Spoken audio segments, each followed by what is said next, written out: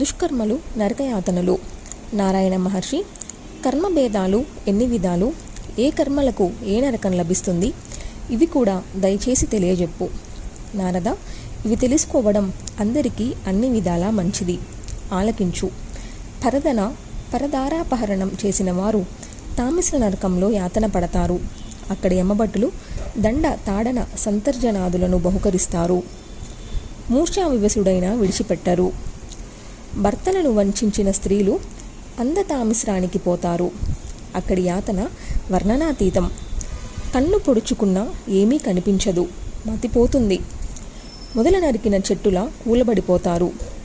నేను, నా కుటుంబం, నాది అంటూ కేవలం స్వీయ కుటుంబ పోషణ కార్యాలం పటులై భూతద్రోహం చేసేవాళ్ళు రౌరవ నరకానికి పోతారు.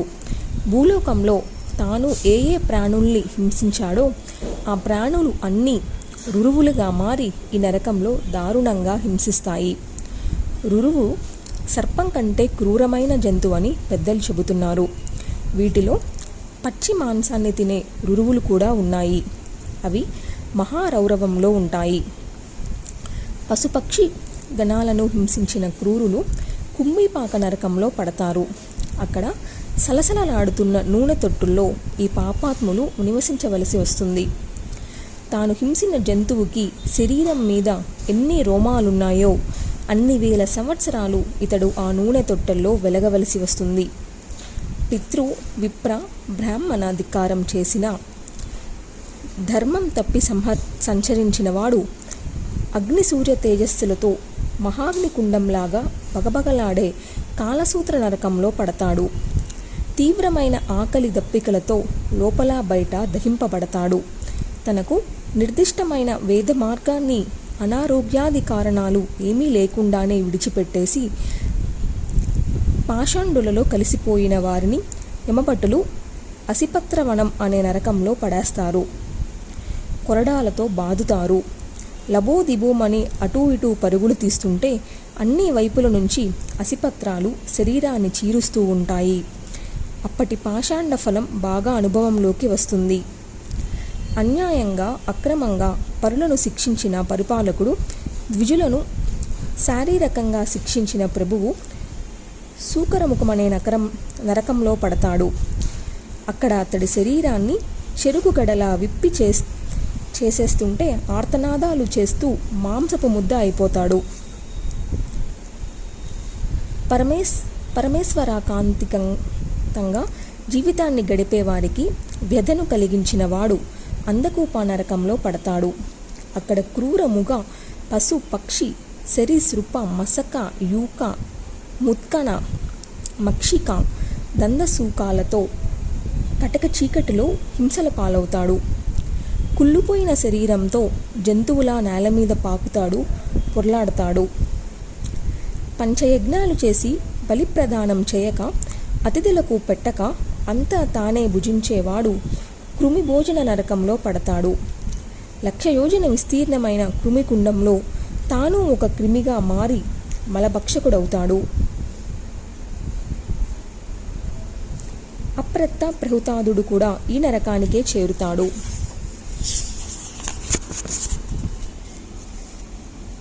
ఏ ఆపద లేకపోయినా ఇతరుల బంగారాన్ని, రత్నాలను అపహరించేవాడు అగ్నిపిండాలాంటి ఇనుప స్తంభాలకు కట్టివేయబడతాడు.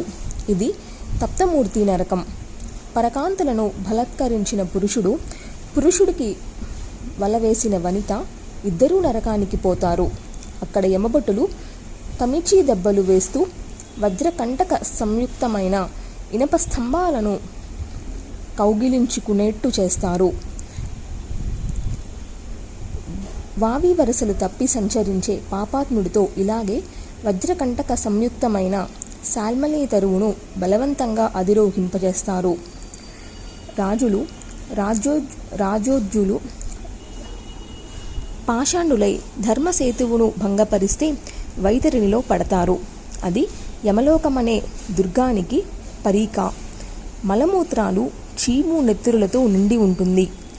అందులో ఈ పాపాత్ములు చేపల్లాగా, పీతల్లాగా ఈదుతుంటారు. తక్కిన జల జంతువులు వీరిని నంజుకుంటాయి. ప్రాణాలు పోవు, ఆత్మజ్ఞానం నశించదు. చేసిన పాపాలకు ఫలం అనుభవిస్తుంటారు. ఆచారము, నియమము, శౌచము, సిగ్గు విడిచిపెట్టేసి పశువులా ప్రవర్తించే వాళ్ళందరూ ఈ నదిలో పడి కొట్టుమిట్టాడుతుంటారు.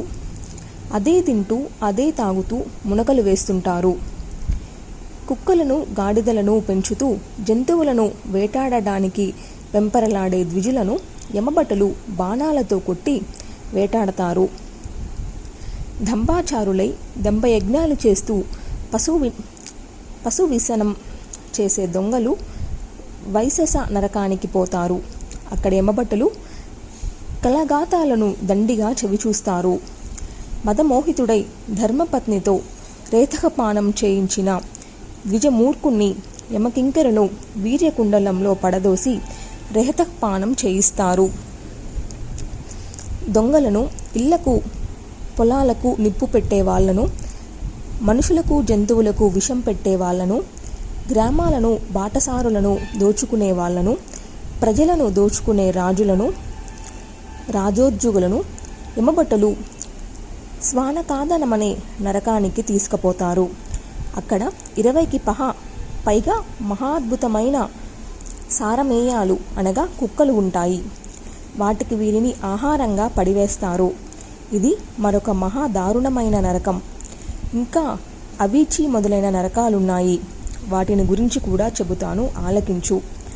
నారద, కూట సాక్ష్యాలు చెప్పేవారు గుడి గోపురాదులకు దాతల నుంచి లభించిన ధన కనక భూవస్తు వాహనాదులను దుర్వినియోగం చేసేవారు అవీచి నరకానికి పోతారు. 100 యోజనాల ఎత్తున్న గిరిశిఖరం మీద నుంచి వీరిని తలకిందులుగా ఆ నరకంలోకి తోసేస్తారు యమభటులు. అక్కడ నేలంతా కెరటాలుగా ఉంటుంది. కానీ అవి నీటి కెరటాలు కావు. అందుకే దీనికి అవీచి అని పేరు. అందులో పడిన ఈ పాపాత్ములు నువ్వు గింజల పాటుగా తుత్తునీలు అవుతారు.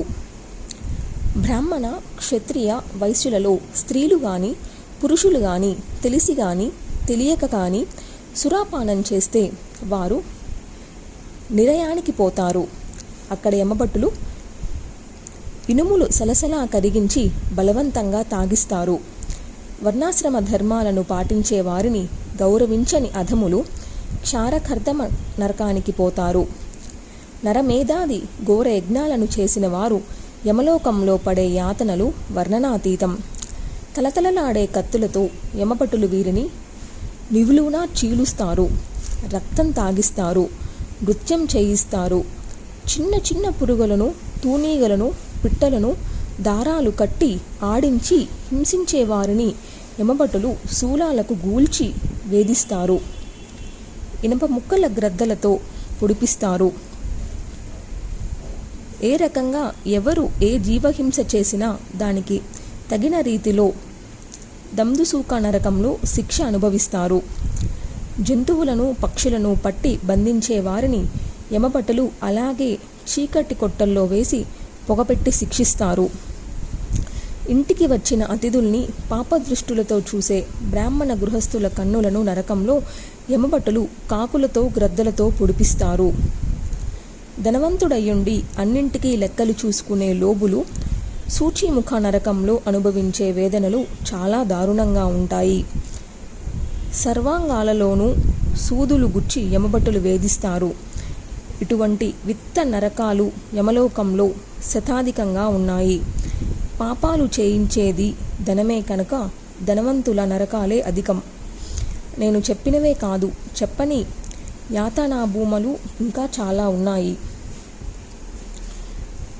నారద, పాపాత్ములు నరకాలకు పోయినట్టే ధర్మాత్ములు సుఖప్రదాలైన లోకాలకు వెళతారు.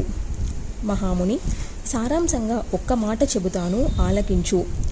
దేవీ పూజనం, దేవి ఆరాధనం ఇదొక్కటే అందరికీ సర్వ పాప పరిహారకమైన ఉత్తమోత్తమ ధర్మం. దీనిని అనుష్ఠించిన ప్రాణికి మరింక చింత లేదు. నరకం దరిదాపులకైనా పోవాల్సిన అవసరం ఉండదు.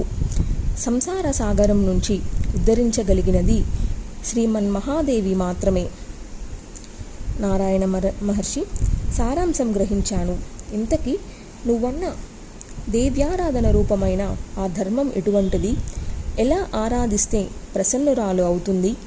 ఆరాధనా విధానం ఏమిటి? లోగడ ఎవరు ఎప్పుడు ఎలా ఆరాధించి తరించారు? ఏ ఏ కష్టాలను అధిగమించారు? విశేషాలు తెలియజేయవలసిందిగా అభ్యర్థిస్తున్నాను.